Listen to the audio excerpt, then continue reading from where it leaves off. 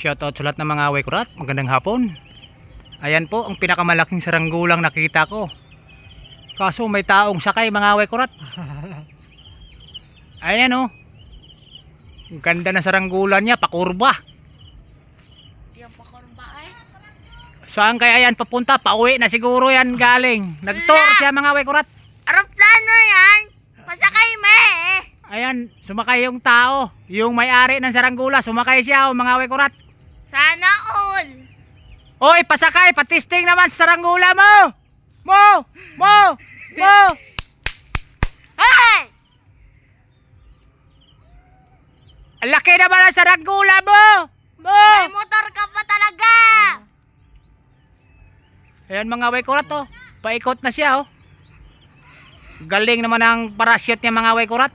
Pauli na yan. Lumakas wala yung hangin! Ngayon, lakas ng hangin sa taas mga Wekurat. Pat ulit ka nga.